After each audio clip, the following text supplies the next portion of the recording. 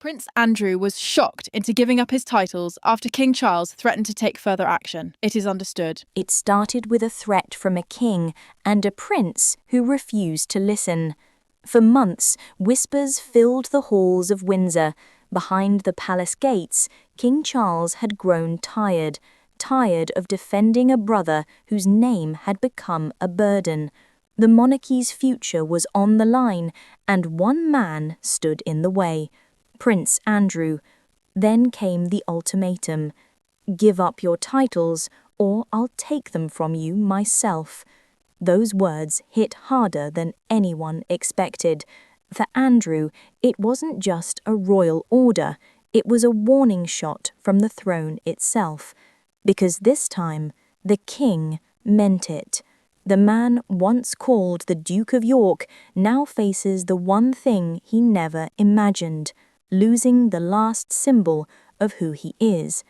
But while the world watched his royal life crumble, few realized the secret he's been hiding thousands of miles away: a palace in the desert, guarded, golden, and waiting; a mansion in Windsor; a secret palace in Abu Dhabi; and a prince caught between both. But here's the question no one can answer: why hasn't he moved? Why does he cling to a home he may soon lose, while a luxury estate stands ready for him in the Gulf? Because this isn't just a story about property. It's a story about power, pride, and a man who'd rather risk everything than let go of his crown's shadow.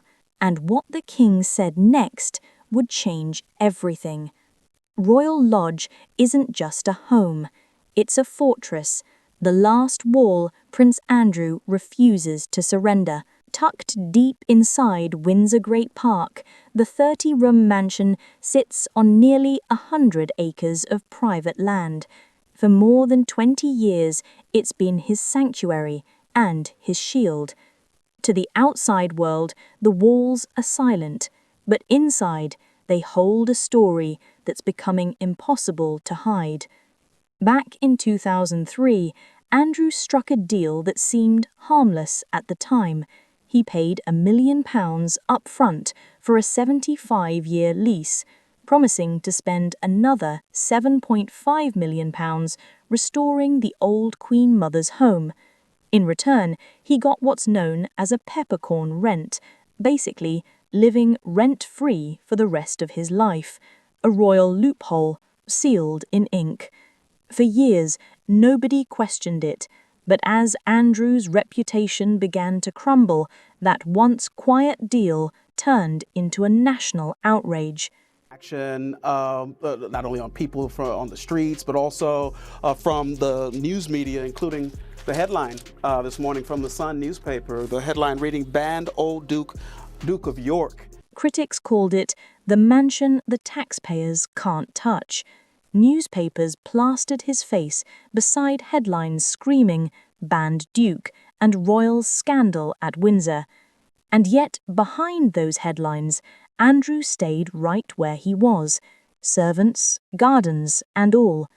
Even after King Charles offered him a smaller residence, he refused. To leave Royal Lodge would be to admit defeat, to step outside the Windsor walls and face a world that no longer wanted him. Neighbours say the estate has grown eerily quiet. Security lights flicker at night. Fewer cars come and go. It's as if the lodge itself is holding its breath, waiting for the next royal command. Because inside those gates, one truth remains: the king wants him out, but Andrew won't move. He's clinging to the only thing that still ties him to the crown. But while the tension at Windsor reached its peak, something far stranger was happening 3,400 miles away in a palace no one was supposed to know existed. While Windsor grew colder and quieter, another residence, thousands of miles away, waited in silence. Hidden among the shimmering skyline of Abu Dhabi lies a palace few have ever seen, and even fewer will ever enter. It's said to be a modern masterpiece, marble corridors stretching endlessly beneath chandeliers of crystal light. Private gardens bloom in the desert air. Guarded gates open only for royals and dignitaries. The staff? Always on call. The maintenance? Paid for by the ruling Emirati family themselves. And at the center of this mystery, Prince Andrew. Insiders claim the palace was a gift, a gesture of friendship from the powerful Al Nahyan family during his years as Britain's trade envoy. Back then, Andrew was the face of British business abroad, charming, confident, and well-connected. Between 2001 and 2011, he travelled frequently across the Gulf, forming bonds that would outlast his royal duties. Those bonds, it seems, came with rewards, because while the world debated his scandals, a golden refuge quietly waited, fully staffed, furnished, and untouched. No official photos exist. No address has ever been confirmed. The palace is spoken of in whispers, a royal secret, hidden in plain sight. Experts estimate a property like this could be worth over £10 million. But the strange part, Andrew doesn't own it. Technically, it still belongs to the Emirati royal family. His access depends entirely on their goodwill, and that's what makes it so dangerous. If he ever chose to escape Britain's glare, the palace could offer comfort, luxury, and total privacy. But it could also mean surrendering control, living in someone else's house, in someone else's world. Sarah Ferguson, his ex-wife and closest ally, reportedly hates the Gulf heat. She's said to loathe the idea of living abroad, away from family and friends. For her, Windsor isn't just a home, it's the last piece of normality she has left. So the question remains, with everything falling apart, why won't they just go? Why cling to a place that's crumbling when another life, luxurious, hidden, and waiting, lies across the sea? Because for Andrew, the palace in the desert isn't freedom, it's exile. And as the king's patience ran thin, Andrew's refusal to leave Windsor would soon ignite a showdown no one in the royal family saw coming. For most people, moving would be simple. Pack a few boxes, book a flight, start over. But for Prince Andrew, leaving Windsor wouldn't just mean a change of address. It would mean the end of everything he's ever known. To the public, Royal Lodge is just an estate. To Andrew, it's the last echo of who he used to be. The Duke of York, son of the Queen, brother of the King. Every sten, every hallway, every photograph on those walls whispers status. And without that, what's left? Andrew says he's giving up his royal title of Duke of York, a move that further distances him from the royal family. So in a statement, the 65-year-old said the continued accusations about him distract the work of his brother King Charles III and the wider work of the royals. When his titles were stripped, something in him broke.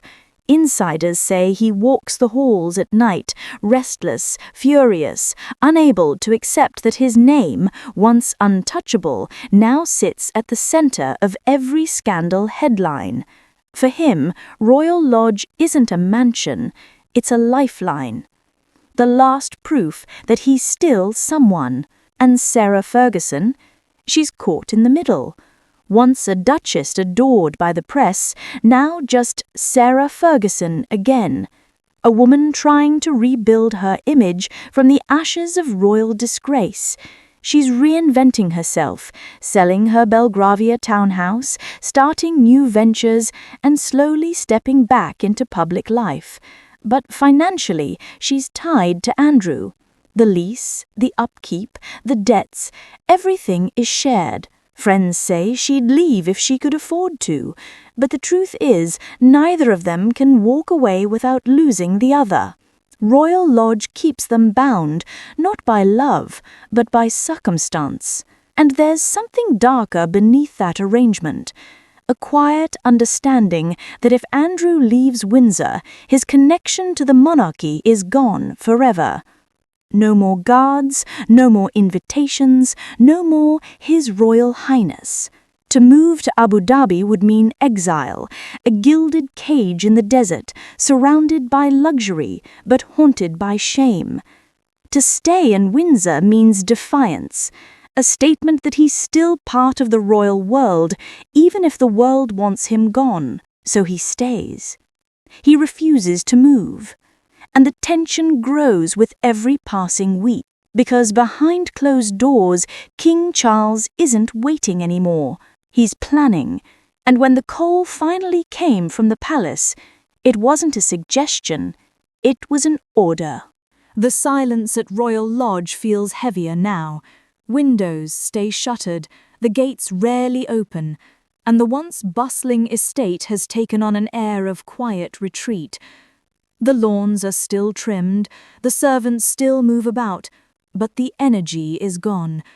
Even the air feels different. It's as if the house itself knows what's coming. Behind those tall, ivy-draped walls, Prince Andrew is running out of moves. His brother's ultimatum has cornered him, the royal allowance cut back, the public sympathy gone, and the press waiting for a single sign of surrender. The Duke of York title, once printed proudly beneath his name, has vanished, and now the last thing that connects him to that life, his home, may soon follow. Sarah Ferguson has seen it coming. She's dropped the Duchess title, scrubbed her profiles clean, and started again. Podcasts, interviews, new ventures, a softer image. Friends say she's furious about losing status, but pragmatic. She knows the royal world has moved on, and she's trying to keep up, but she still lives at Royal Lodge, not because she wants to, but because she has to. Her finances, her life, even her future, all entangled with his. Their daughters, Beatrice and Eugenie, stay silent. Once media favourites, they've quietly stepped away from public life, keeping distance from the storm. Charities linked to Sarah have withdrawn too, afraid of the backlash that comes with the York name. And so, the House of York, once glittering, envied and untouchable, crumbles in slow motion. A prince stripped of honour, a duchess without a title, two palaces, both symbols of a past the world no longer admires. For Andrew, staying at Windsor means fighting a battle he's already lost. Leaving for Abu Dhabi means disappearing into the shadows. Either way, the end looks the same: silence, isolation, and the echo of a crown that no longer calls his name. The marble halls in the desert wait quietly. The royal gates in Windsor stand firm, and between them stands a man who once had the world at his feet, now watching it slip away. So what happens next? Does he cling to Windsor until he's forced out, or disappear into exile under the desert sun? Whatever the answer, one thing is clear: the fall of Prince Andrew isn't just one man's downfall. It's the closing chapter of a royal house that once believed it could never fall. 2 lives, 2 palaces, 1 legacy, fading fast. But if you think this story is over, you might want to wait for the king's next move.